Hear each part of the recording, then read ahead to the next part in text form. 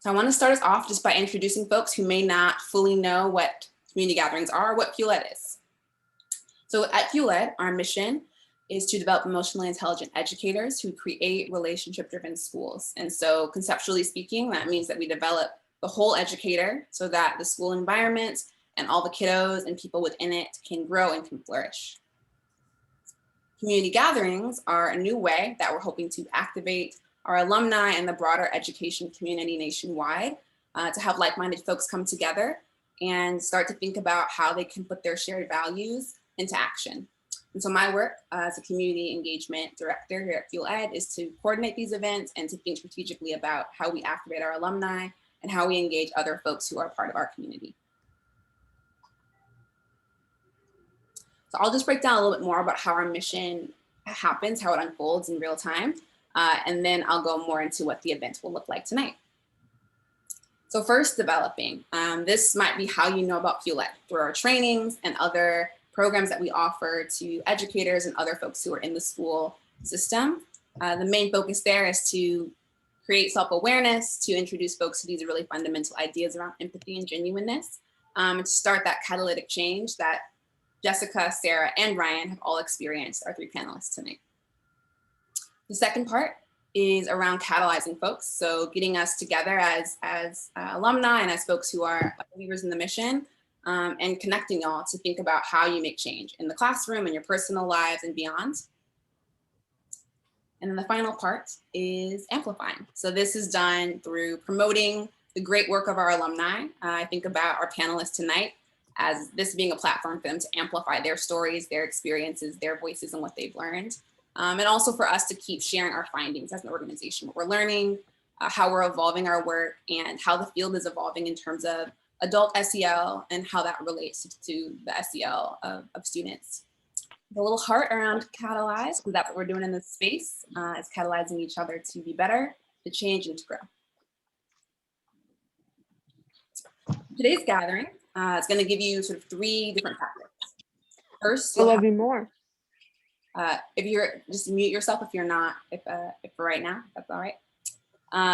You'll have the chance to connect with others who are value aligned and who want to kind of continue developing their professional and personal practices. You'll get to learn from our alumni about how they transformed the culture of Northbrook Middle School by adopting a lot of relationship-driven practices inspired by Fuel Ed. And finally, you'll have a chance to share your own reflections and insights and just have any questions that you have answered about how you could meaningfully infuse some of these practices or other practices into your work environment, into your classroom or your school. And so going to the next slide, how to best engage. So this space is gonna kind of transform multiple times tonight. And so the first piece would be to share your video. You don't have to do that again if you're not comfortable being filmed. You can keep your video off until you go out into the breakout rooms, but in the breakout space especially, having your video on will really enhance the experience and allow you to connect better with the folks who are in the room. And when we're in the main space, if you can just mute unless you're sharing, that just helps to make sure it's really clear who's talking and just keeps the communication streamlined. Second, if you have any questions or reflections, you can just share them in the chat. The chat will be going and you all can respond to each other. Feel free to be engaged and active in that space. Also, my colleague Nicole, who's on this Zoom call, will be managing some of the tech pieces and responding to things I can't quickly respond to you all. Make sure you have a spot to jot down thoughts. I feel like a lot of great gems are going to be shared from our panelists and just throughout. And so we're going to want a spot to kind of think about questions, to jot down really cool ideas or comments that folks have so that you can bring them up in the breakout session later. And again, as I mentioned before, to ready to share, we're going to request that folks are open to sharing their insights, and maybe in the main space, if we have time for folks to kind of share anything that stood out to them from the time together as a collective. Before we move into more of our time together, I just want to ground us in some values. So the purpose of community gatherings is to create a consistent, regular space for us to come together. And so instead of having necessarily guidelines or sort of behaviors that we want to monitor, it's more about embodying the values that the Fuel Ed community has. And so there's these three main values. The first is belonging. So this space is for you and it's by you. It's really about alumni of our work and those in education who share these values, getting to feel centered and seen in the space and to have content that is meaningful and engaging. So you should feel accepted and welcome here, like you belong, and the content should be geared towards you. So we want that experience, and we want the feedback if that's not the case. The second is around connection. A big part of how we grow and change is through connection with other people. And so it's important that we seek and also embody genuine and empathic relationships. That includes how we listen to each other, how we talk to each other, and how we engage generally when we're together. And finally, wholeness. We've all had long days. We've all had a long year and beyond. And so just knowing that you can show up a little bit late, you can show up, you know, with a couple kids running around in the background, you can show up tired. That's totally fine. Just come whole and as you are. That is the value that you bring, is the wholeness of your person. And just honoring that in other folks too, their wholeness, their mistakes, and all the energy that they're bringing from their day and their lives. So I'm gonna pause here in case there's any just questions or additions that folks have. I just want to open it up for anyone who might have a question or anything they want to add to the values portion of this presentation. You can also add them in the chat, so I'll just let that be the invitation. If you have other guidelines that you really want to bring forth, or just values that feel important to you to feel safe, feel free to put them in the chat so that we can honor them collectively as a group. I'm excited to announce that we have our panelists ready to speak. I'm going to introduce them, give a little bio of the three of these wonderful panelists, and then they will have the floor to start to share more of their work and their experiences. So first, I'm going to introduce the lovely Sarah Guerrero. Sarah works as Director of Instructional Support with Instruction Partners, leading teams of content experts who collaborate and support a portfolio of districts to improve instruction and support student growth. Before joining Instruction Partners, Sarah served for 7 years as a middle school principal, first in Houston Independent School District, then in Spring Branch ISD. She has a Master of Education from the University of St. Thomas and a Master of Business Administration at Rice University. And if you want to contact her afterwards, you can always email her or contact her through Twitter. We have Jessica Merrill. Jessica started teaching in University Park, Illinois, a south suburb of Chicago, and has spent the majority of her career working for 2 different districts in Houston. She is currently a multi-classroom leader, supporting both the math and Spanish departments of Northbrook Middle School in Spring Branch ISD.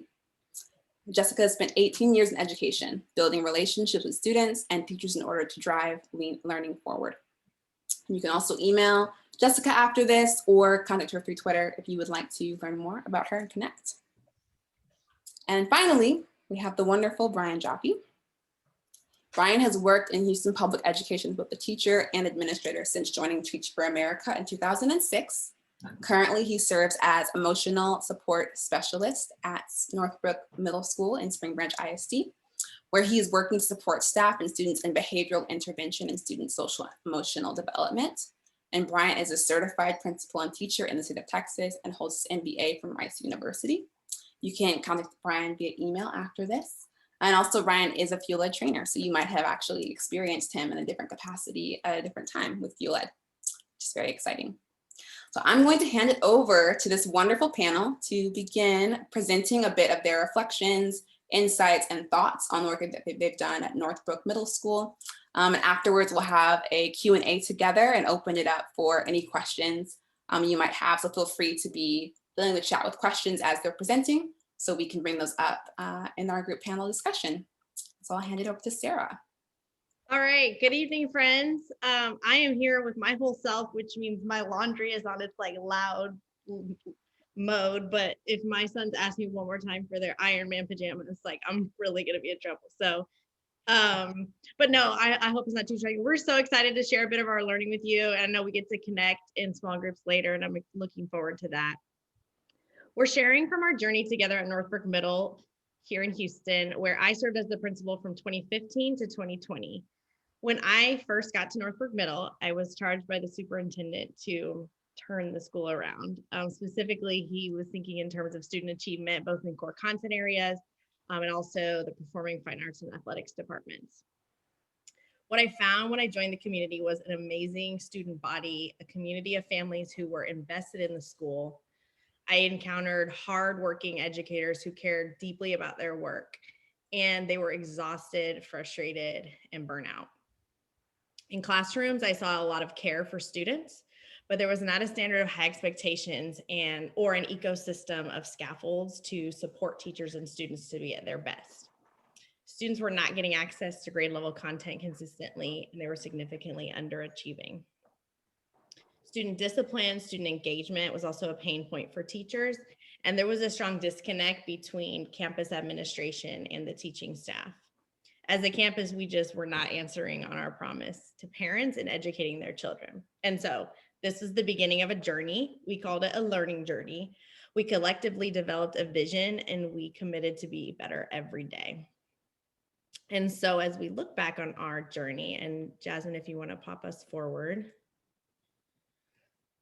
As we look back on our journey to build a school community where everybody, leaders, teachers, students could be at their best, we can see kind of in retrospect, 3 themes or pillars emerging.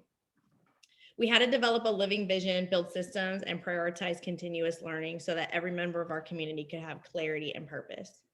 We need to prioritize consistent, intentional opportunities for all in our community to build and sustain secure attachments and to be able to feel safe and know that they were valued. We also need to be able to know who needed help and give folks help and support when that was needed.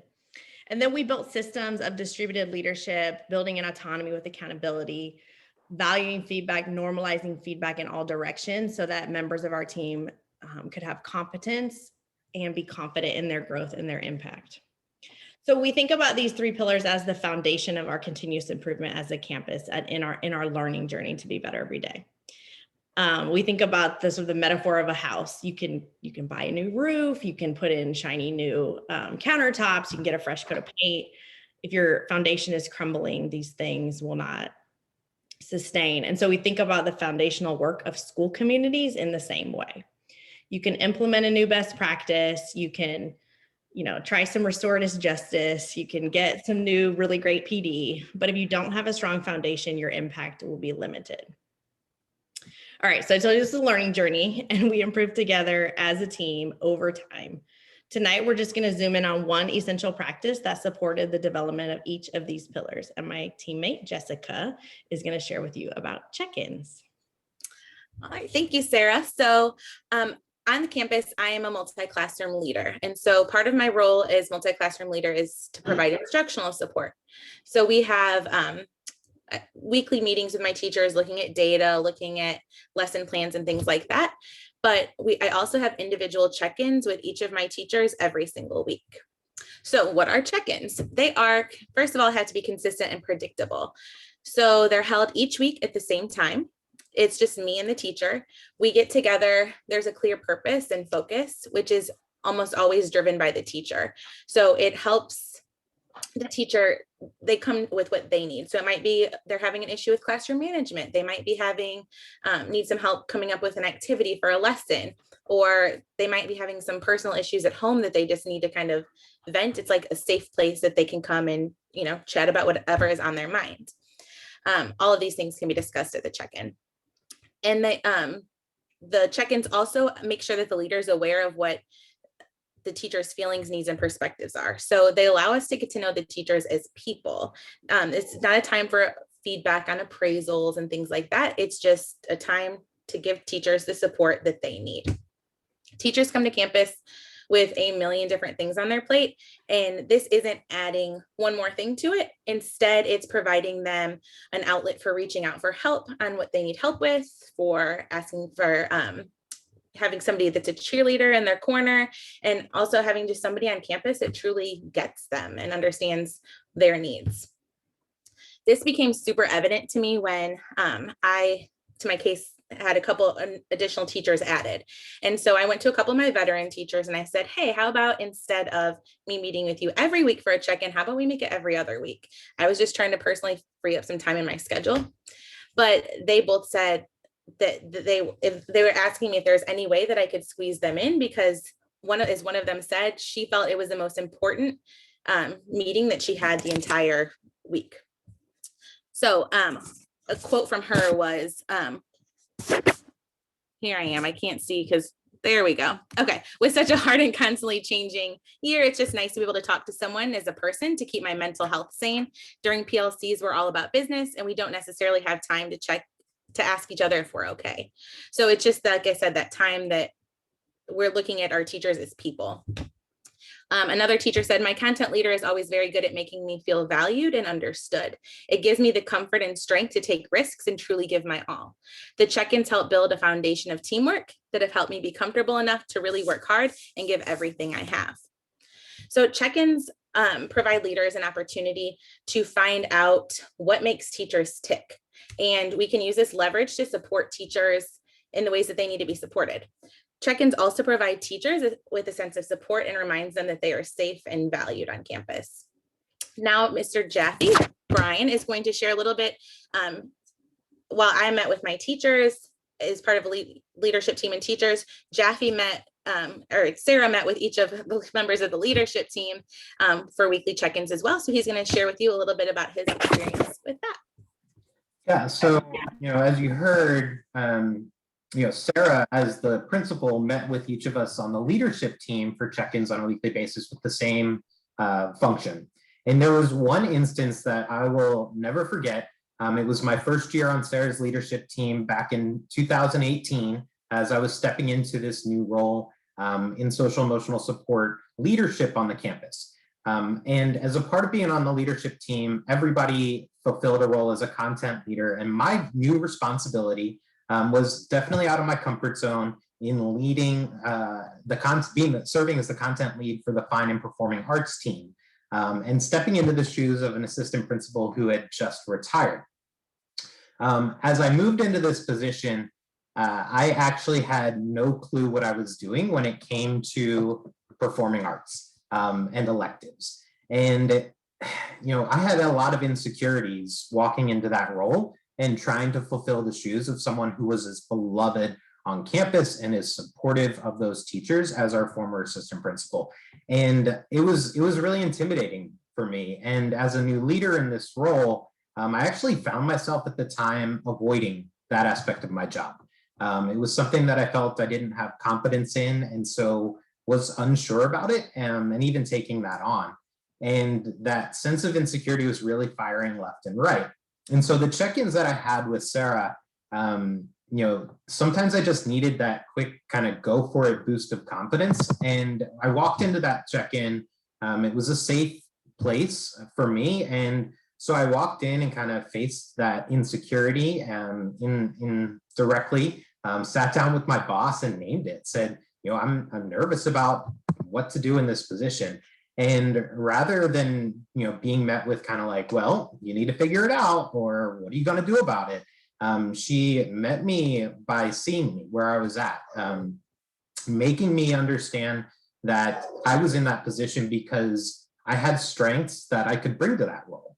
And she helped me kind of name the strengths that I had in building relationships, in supporting people as people, and connecting with them, and gave me this boost of confidence that, if I can lead people, understand these teachers for who they are, the content will come.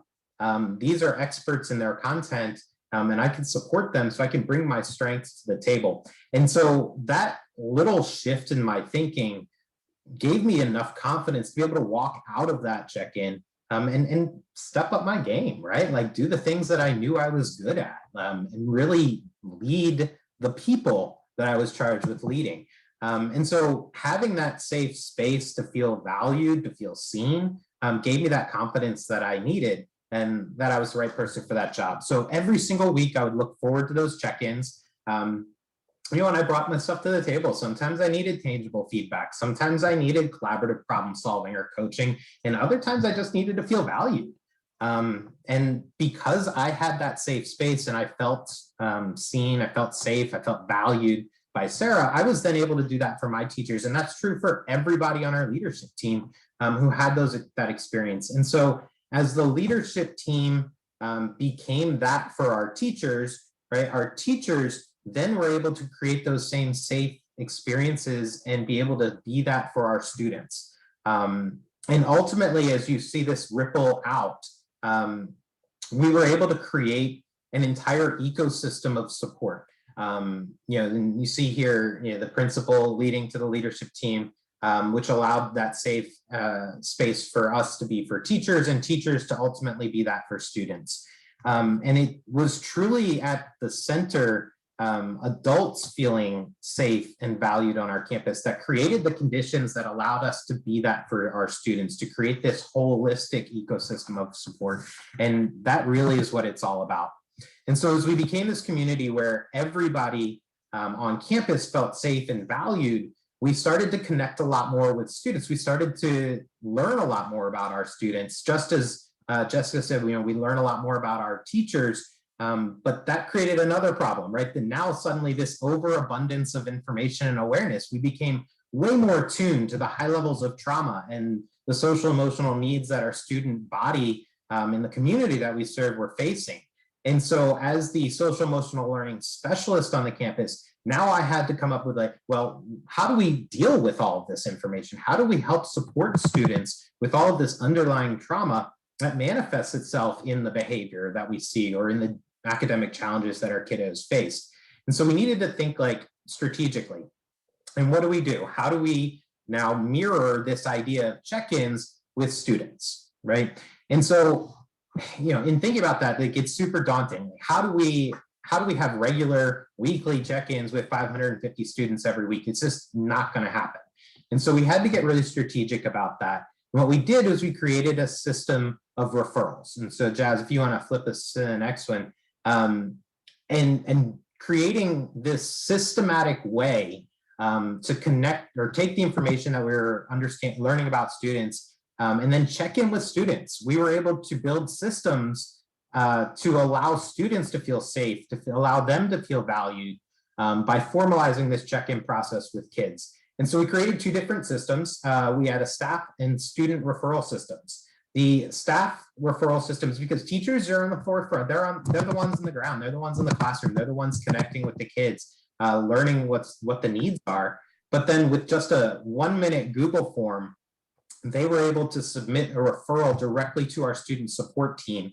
And we were able to then respond to check in with those students to really understand and meet the need that was underlying whatever it was that was going on with the kids. So from big concerns to small concerns, we were able to be there and have those check-ins with students. But then we also really wanted to empower kids. So what we did was we created a self-referral system. And you see a couple of signs here. We were really strategic about where we placed them. We put them above every water fountain. We put them in the cafeteria. We put them in the bathrooms, places where kids go when they are struggling. And they were then able to self-refer. And so letting us know, hey, I need a check-in. And then we were able to be responsive to them. And the thing that made this really work is that being responsive and being timely, right? And so by responding in ways that were timely, keeping the teachers involved and informed that we were responding, ultimately, we built a lot of trust in that system and we're able to have a really big impact on the school. Sarah, you want to tell a little bit about the impact? All right. As we heard from Jessica and Brian, check-ins provided us with opportunities to consistently and intentionally build and sustain secure attachments in all directions. So leaders, teachers, teachers, teachers, teachers, leaders, teachers and students, and even students and students. As we built and sustained trusting relationships, we were able to gain more insight into our school systems about what was working, what wasn't working. Because folks felt safe and people felt valued, they were then more comfortable to offer, what perspective and ideas they had, or to talk about something when it didn't feel like it was working right, or something that needed to be improved. So this really supported our efforts to become better every day, because we were able to continue to improve because we always had a good pulse on what was working and what wasn't, and we could build, improve, maintain strong and responsive systems. So check-ins was one essential practice among many that allowed us to build a strong foundation. So to be a school community where individuals had clarity and purpose, where they felt safe and valued, and where they could be confident in their growth and impact. If you want to click to our next slide, where we have some quantifiable impact data. This was a journey that occurred over the course of 5 years. as we built and maintained and strengthened the 3 pillars of our foundation, it was not a linear process. It was messy, it was human, it was relational. You can see on this slide, so we'll reference a few highlights here. We really did see meaningful and significant improvements in the student experience and student outcomes throughout our journey. I think we get to like hang out and chat with y'all and answer questions and do things like that now. So thank y'all for letting us share our story, and looking forward to this next section. Wonderful, wonderful. Gonna unshare just so that we can see each other's faces as we move into this Q&A space. I just want to just express gratitude for the 3 of you for sharing that story, for doing this work that's literally impacted the lives of students, coworkers, beyond what you can even acknowledge or imagine. It's really impressive, really exciting, and that was a wonderful presentation. So much great information there. Really excited for this Q&A space. I want to invite everyone who's present in the chat, if you have questions, whether it's clarity because you have more questions to follow up about how something worked or what it looked like in practice, or if you just want to ask a question to the panelists in general, to our speakers, feel free to add it in the chat, and I'll be sure to kind of elevate those pieces as we go. I know that I see that Megan has one here. I'll sort of elevate that first one just to get more clarity to the panelists, and then I have a few questions of my own. And after we do that, we'll have some time to go into breakout spaces where you can talk more in depth with one of the individuals who spoke today, or you can stay in the main room here and either just remain silent for that time, have your own solo reflection time, or you can hang out with me, ask some questions, chit chat. So we'll have that in about 20 or so minutes. So first, I'm just gonna elevate this question from Megan. She was saying, that's amazing. And then to Sarah, Jessica, and Brian, who is the team of people who would then provide check-ins to students, the leadership team or teachers too, and how did you build their capacity to provide empathy for students and help them interact in a way that made them feel safe? So there's sort of 2 questions there about the logistics and then also what that looked like in practice. Would one of y'all like to chime in?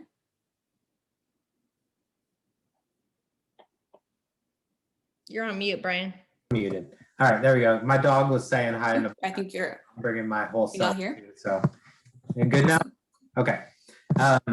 Yeah, Sarah said a little bit there in the chat, but ultimately those referral forms were sent back to our student support team plus assistant principals on the self-referral.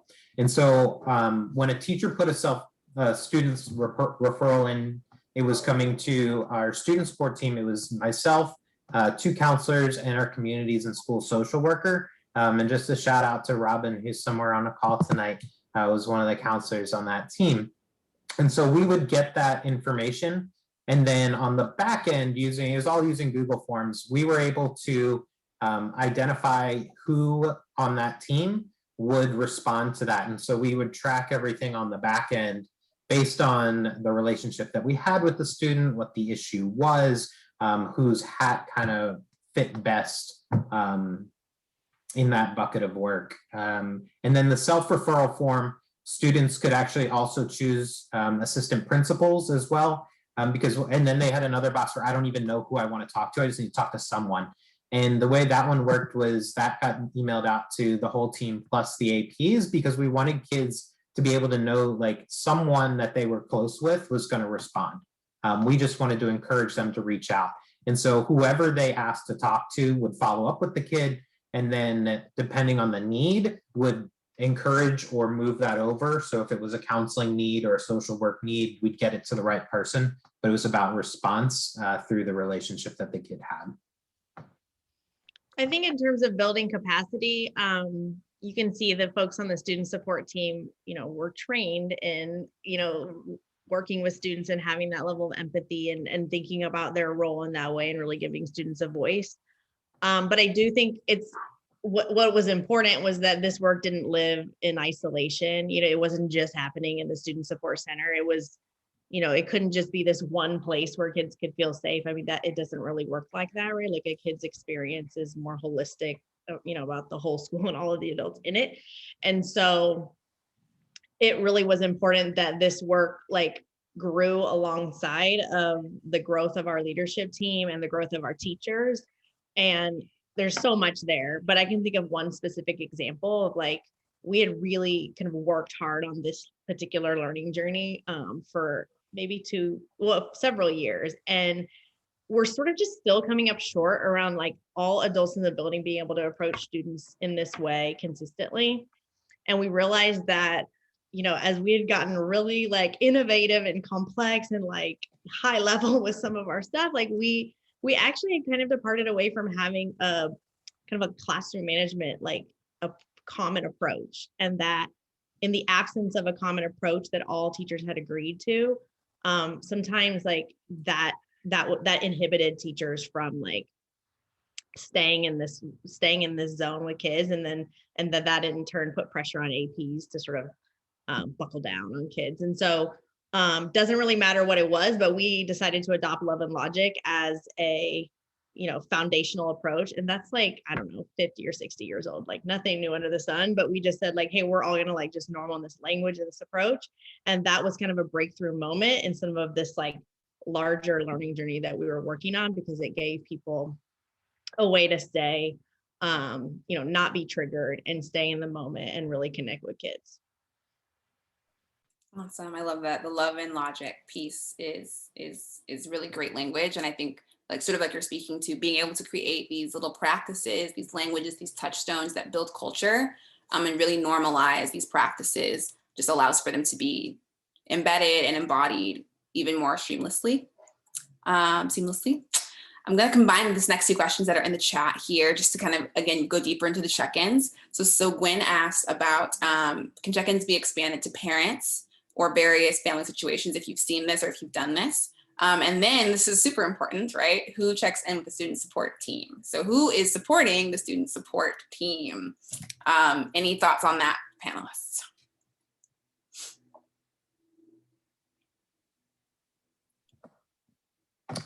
Sure, I'll jump in. Gwen, I think that's a brilliant idea, and definitely an acknowledged gap is parent connection. You know, we've shared this out with our parents. They know that this system exists and that there is a student self-referral. And so during parent nights, we've encouraged parents to, you know, encourage their students to fill out a self-referral form if something comes up at home. But we don't have a specific separate form for parents, and that, you know, generally parent engagement is something that we want to continue to work on. And then, you know, I was on the student support team. I checked in with Sarah. Sarah, you checked in with counselors as well. And then the student support team, we formed a very cohesive unit. And so we met every single week and really did try and build space where we supported each other. And so we had kind of a four-way check-in once a week, in addition to kind of our workflow process, where we were able to be that for one another. And I know that counselors work really closely together, but I think honestly, and this is maybe for another session, but we did some deeper dive personal feedback and growth support sessions throughout the year as well, that we call growth sessions. Jessica or Sarah, you want to add anything to that? Love it. Sarah? I think that was a phenomenal answer to the question. I have nothing to add. Beautiful. I love that. I love that. Okay, well, I'm going to transition into a couple of questions that I had sort of been thinking about before, and if more questions pop up, we'll integrate them as we go. But I'm really curious about, for you as individuals, but also, you know, fulfilling the role that you had in your school, what was the most difficult or challenging part of implementing these changes? Like, where did you feel that it was years in the making, right? In that process, what was the most difficult or challenging for you personally, and then also, you know, as a member of your team in your school? Looks like Jessica unmuted. Okay, I'll start. Here I go. Okay, so for me, I am the type of person who likes things done a certain way. And so the whole check-ins thing was kind of new for me. I was used to, like, you know, running a PLC or running, you know, data meetings and things like that. And so the whole check-ins idea was kind of foreign. But I'm also super relationships driven. Like, that is what that's what makes me tick. And so going into the year, working with all these different personalities and kind of learning, you know, what teachers need and giving them that check-in space as it's theirs. Like, they they tell me what they want to talk about, and I'm there to support them. So it's not my meeting, it's their meeting, that I'm just there to provide that support and like help them feel valued and heard and seen. Love that. Did you have any other thoughts, Sarah or Brian? Yeah, I think like, so my first year we were very collaborative, but was also really based on like really focused on building systems and like establishing kind of like a baseline. And so moving into my second year, I was really intentional about kind of like shifting my posture as a leader to build a more distributive leadership and like provide everyone with more autonomy. And a challenge that came with that was, you know, how to have accountability and autonomy, like how to really allow people to be empowered to be decision makers in their own space and their teams, but, you know, like still move forward in our improvement and have like just help people think about the data they needed to be collecting in their own spaces to continue to make the right decisions. I think that was just like a professional challenge. And, you know, like I said, it wasn't linear. And every time I felt like we have like, seriously, we have got this, like, we just learned so much and now we're ready to just like go to the moon. Like, you know, just stuff happens, like Harvey happened. And then like, you know, your student body changes, the challenges change. You know, like just, I had a baby, I'm gone. Like just, you know, it's just life, right? And a school is the sort of collective life of like 1,000 people. So it's just so dynamic that like you've never arrived, but you're always able to like, you know, stand on the shoulders of the people who were doing the learning in the previous year. And, you know, hopefully it's the same core group of folks that are coming together again, but it's always a learning journey. I love that. Anything else you want to add, Brian? I mean, I think that was great. I think just on a personal note, you know, one of the things that was hardest about this at first and even throughout was just the reality of the fact that we were dealing with real relationships, right? And a lot of my professional career, go to work and things are, you know, you have relationships with your colleagues, and then a lot of times it feels kind of forced as well. Like, let's go to a happy hour after work and all like be friends. But here it was like, you know, and just in reflection, like there were very, very few people that I worked with in the last 5 years at Northbrook Middle School that I've ever seen outside of work. And yet these are the most real relationships that I've ever had in a professional setting. And there was this trust, this actual trust and actual relationship. Sarah used the word messy, right? So sometimes like you rub someone the wrong way and you talk it out, and like these conversations were real and we had them. And that was not something that I think I was used to in a professional setting. It was like allowing myself to have connections that were actually meaningful. But in doing so, I think the ultimate impact was just, you know, we were a team that learned and growed, and we worked through the mess. And at the end of the day, like that had results for kids, and creating a community where we were able to thrive. Mm-hmm.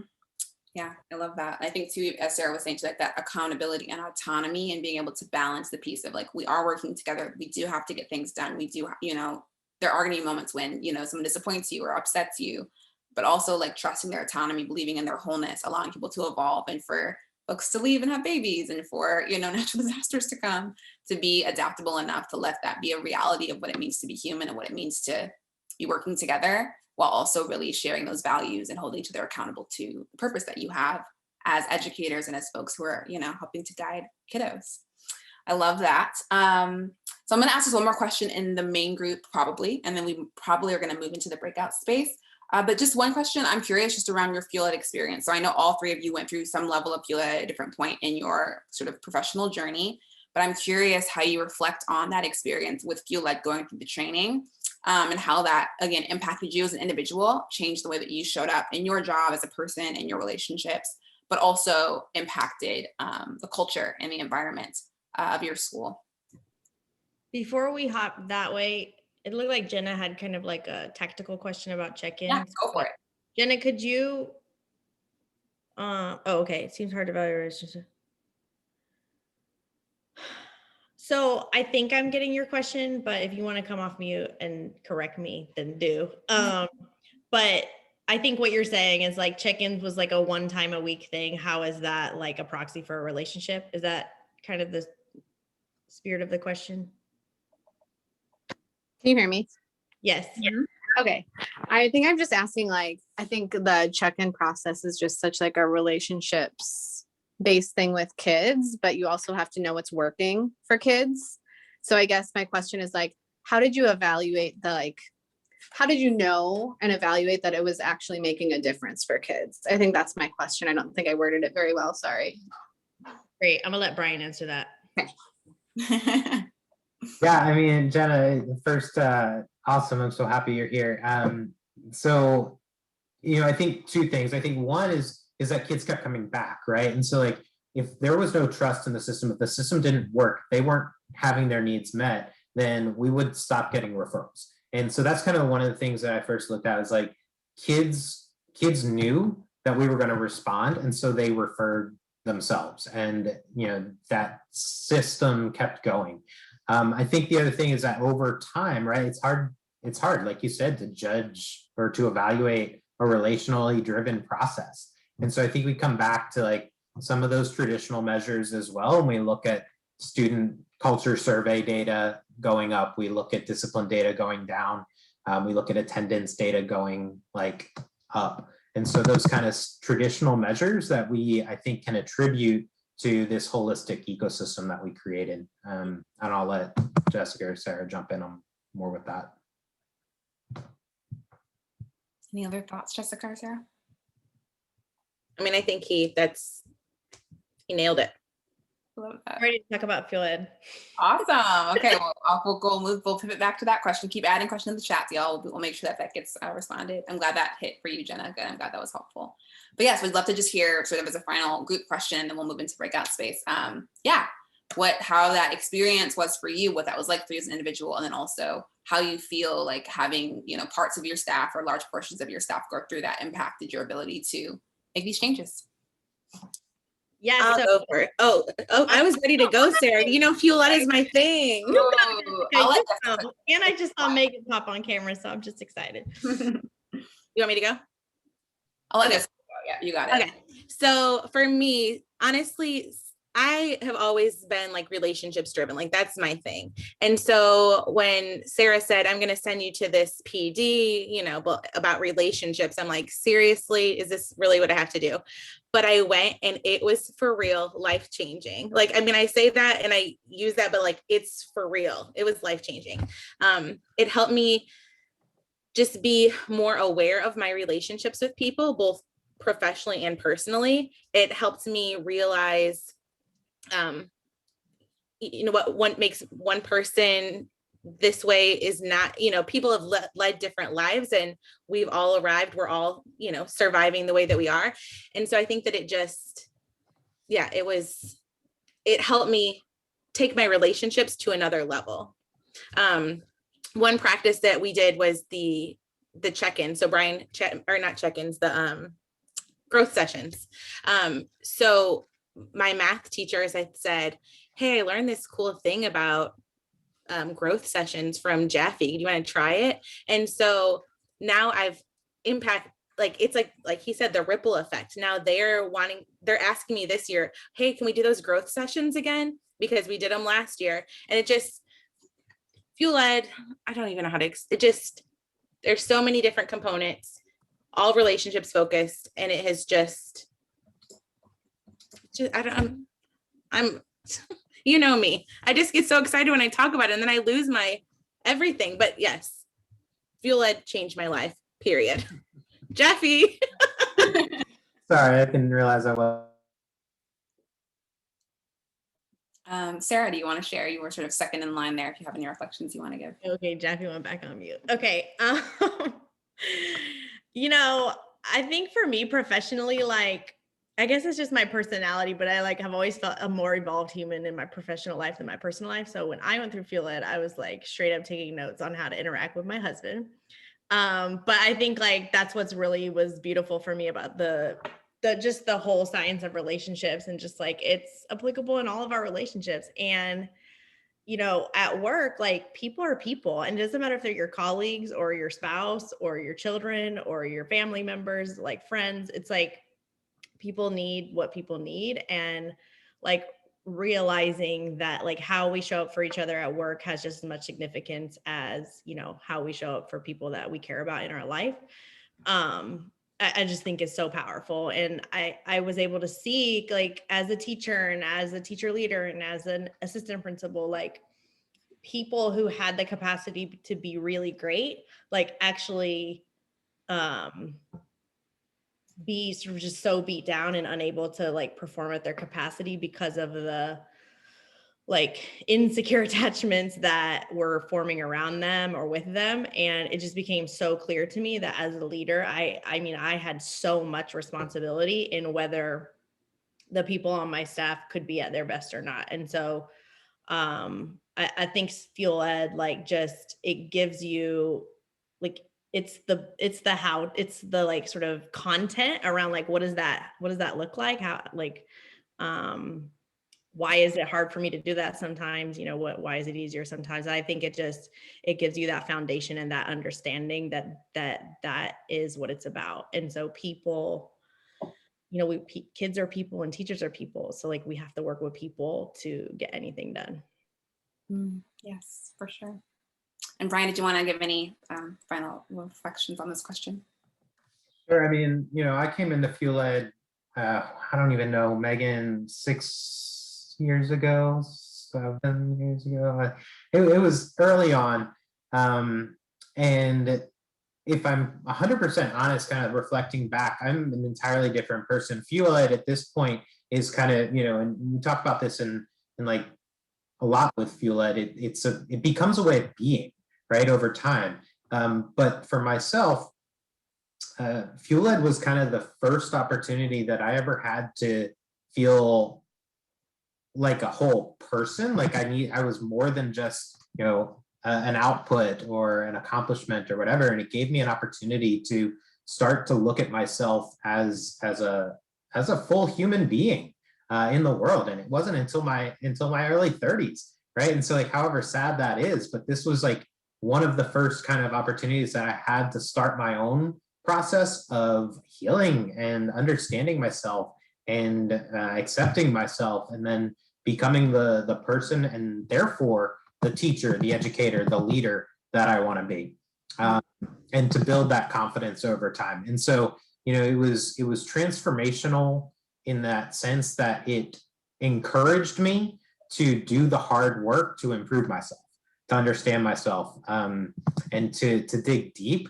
and then come out the other side and be the person that I was always striving to be. And so, you know, it was a catalyst for personal change that has, you know, at the end of the day, allowed me to continue to do the work that, you know, we talked about today.